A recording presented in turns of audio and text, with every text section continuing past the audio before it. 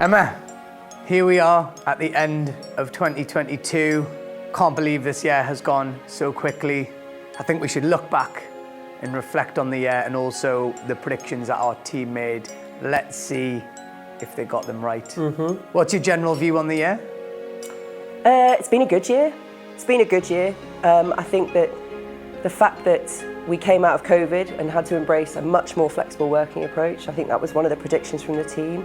Alongside that, I guess the whole drug development world had to embrace the fact that we expect them to be working quicker, bringing therapies to market quicker, but also the spotlight on pharma, just the public, their general view of the pharmaceutical industry has changed. And I think, again, the team got that spot on. I think you're absolutely right. It's been a year where pharma has ended up in the spotlight for some of the good reasons. I mean, my parents know some of the names of pharmaceutical companies, which is a bit crazy.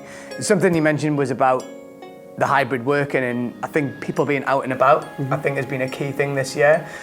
And if I reflect back on what the team said, that we were going to see a bigger kind of prominence of events again, and people being back in person at events, and I think that's definitely happened this year. We obviously were at CPHI recently, DCAT earlier in the year, and Bio and some of the big events, and I think that's been a really positive thing. It's felt really nice just to reconnect to people and also just have the team back together, the social aspect of just being together at events, jumping on planes, having McDonald's at airports. Yeah, that was a highlight. Living the dream, But interestingly enough, I mean, one thing the team did predict was around in-person was workshops, and that's one thing that I think we probably didn't get right, and it's been interesting to see that workshops, which were always so tactile and something that we did in person to bring people together, have not really gone back to in-person, because for many reasons. I think that probably the key one is just the expense of actually bringing people together, but also the fact that we've been able to do them really well just virtually.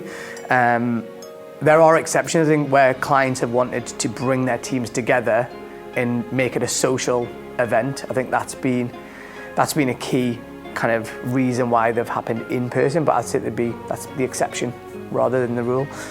And I think sustainability, as I'm sure you can talk about, of just, do we need 20 people to get on a flight or a train to get together?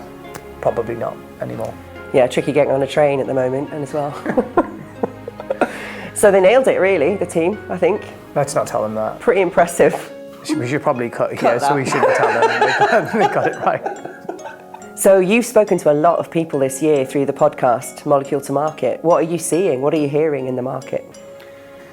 Yeah, it's a good question, and I think the biggest factor this year has been the biotech slowdown in the second half of the year. So funding, if you rewind back to a year ago, funding was at its highest ever in the biotech capital market, which obviously then filters through to the outsourcing space. So I think the shift in investment in that biotech market has started to add a level of nervousness to the outsourcing space.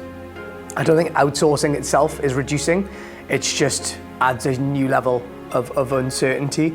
And as a consequence of that, I think the M&A deals that were really kind of at a high level at the start of 2022 have definitely slowed down. We haven't seen as many kind of mega deals in 2022 versus 2021. And I think it'll be interesting to see what happens in both kind of areas going forward. Yeah.